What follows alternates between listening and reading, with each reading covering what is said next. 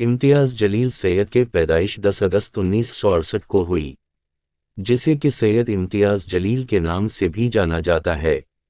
एक हिंदुस्तानी सियासतदान और ऑल इंडिया मजलिस इत्तेहाद अल-मुस्लिमीन के रुकन हैं।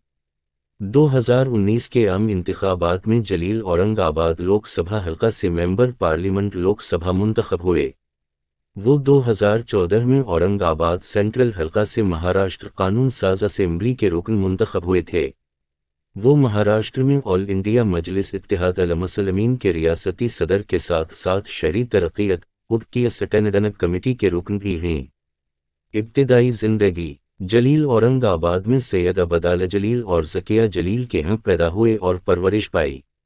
उसके वालिद सिविल सर्जन थे और उनका भाई जेट एयरवेज में मैनेजर है।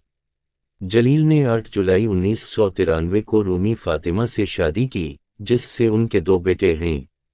जलील ने अपना मास्टर ऑफ बिजनेस एडमिनिस्ट्रेशन 1996 और master of mass communication and journalism 2000 में दोनों डॉक्टर बाबा साहब अम्बेडकर मराठवाड़ा यूनिवर्सिटी से मुकम्मल किया। सियासी कैरियर इब्तिदाई तौर पर जलील ने लोकमत और एनडी टेलीविजन के लिए बतौर सहाफ़ी काम किया। वो 2014 में सियासत में दाखिल हुए जब इन्होंने औरंगाबाद सेंट्रल असेंबली हल्का से ऑल इंडिया मजलिस इत्तेहाद अल-मुस्लिमीन के लिए असेंबली सीट का इंतखाब किया। इन्होंने पोलिंग से 22 दिन पहले अपनी मुहिम शुरू की और शिवसेना के मौजूदा रुकन असेंबली प्रदीप जायसवाल को तकरीबन 20,000 वोटों के फ़र्क से शिकस्त दे दी। 23 अप्रैल 2015 को इम्तियाज़ जलील की क़यादत में एमआईएम ने औरंगाबाद म्यूनिसिपल कॉरपोरेशन के इंतखाबात में 25 सीटों पर कामयाबी हासिल की। 29 जनवरी 2015 को डीपीडीसी की मीटिंग के दौरान इम्तियाज़ जलील ने औरंगाबाद के सरकारी अस्पताल में महंगे एमआरआई चार्जेस का मसला उठाया। इसके बाद ज़िला के सरपरस्त वज़ीर रामदास कदम ने जीएमसीएच के हुक्काम को एमआरआई स्कैन के चार्जेस को 1 रुपया और 800 पैसे से कम करके 700 रुपये करने की हिदायत की। 14 अक्टूबर 2017 को जलील ने बम्बई हाई कोर्ट की औरंगाबाद बेंच के सामने एक मफाद आमहान की अर्जी PIL दायर की थी, जिसमें रियासती हुकूमत को औरंगाबाद में ख़वातीन और बच्चों के लिए 200 बिस्तरों का अस्पताल बनाने के लिए 7 एकड़ अराजी अलाट करने की हिदायत की दरख्वास्त की थी। अदालत ने रियासत और ज़िला इंतज़ामिया को 6 माह के अंदर जवाब दाखिल करने की हिदायत दी थी। 26 मार्च 2019 को एमआईएम ने महाराष्ट्र में औरंगाबाद लोकसभा सीट से प्रकाश अम्बेडकर की क़यादत वाली वंचित बहुजन अघाड़ी के साथ इत्तेहाद में मुकाबला करने का फैसला किया। एमआईएम के सदर असदुद्दीन ओवैसी ने इम्तियाज़ जलील को पार्टी उम्मीदवार के तौर पर मुंतखब किया था। जलील ने औरंगाबाद लोकसभा सीट जीतकर शिवसेना के 4 बार मौजूदा मेंबर पार्लियामेंट चंद्रकांत खरे को 4,492 वोटों के मामूली फ़र्क से शिकस्त दी। कौमी मसाइल को न उठाने और नरेंद्र मोदी पर तनकीद करने से गुरेज करते हुए जलील ने मजहबी खतूत पर वोटों के पोलराइजेशन से गुरेज किया था और दूसरी तरफ खरे को जाने वाले वोटों में तकसीम और भी बैचलर ऑफ आर्ट्स के साथ association of Indian Muslims IM के इत्तेहाद ने इस बात को यकीनी बनाया कि उसे दलितों और दीगर महरूम बरादरियों से वोट मिले। 2024 के लोकसभा इंतखाबात में जलील शिवसेना के संदीपन राव भूमरे से 1,34,650 वोटों से हार गए।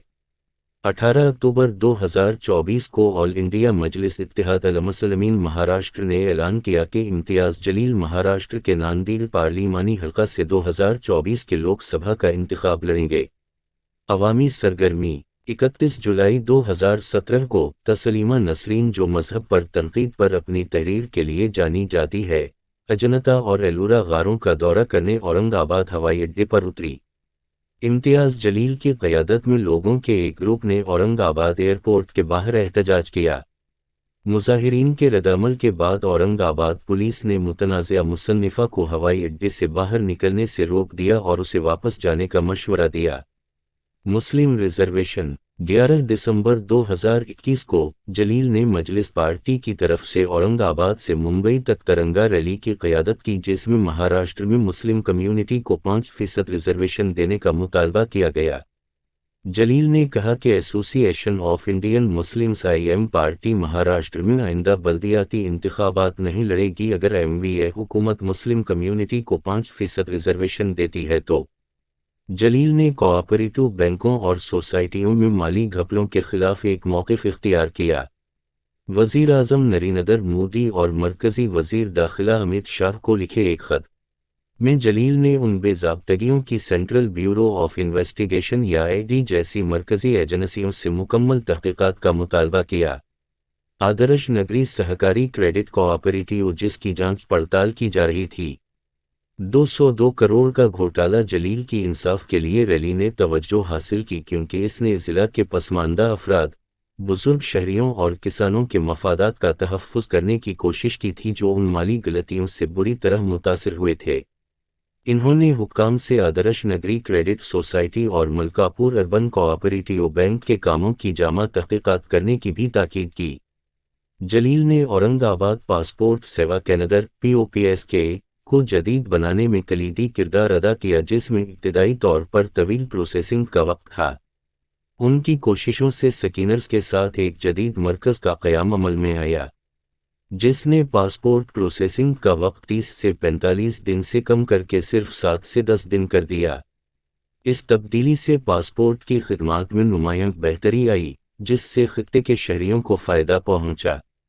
جلیل نے اورنگ آباد میں 400 بستروں پر مشتمل خواتین اور نوزائیدہ ہسپتال کے قیام میں اہم کردار ادا کیا۔ 2017 میں جلیل نے ایک مفاد عامخان کی عرضی (PIL) دائر کی جس نے بمبئی ہائی کورٹ کی اورنگ آباد بنچ کو رکے ہوئے پروجیکٹ میں مداخلت کرنے پر اکسایا جس کی اصل میں 2013 میں منظوری دی گئی تھی لیکن دستیاب زمین کی کمی کی وجہ سے تاخیر ہوئی۔ عدالت کی ہدایت پر عمل کرتے ہوئے ضلع کلکٹر نے سرکاری دودھ ڈیری کی 21,853 مربع میٹر پرائم اراضی اسپتال کے لیے مختص کی اور تعمیر کے منصوبوں کا خاکہ پیش کیا۔ اس منصوبے کے لیے ریاستی حکومت فنڈنگ کر رہی ہے۔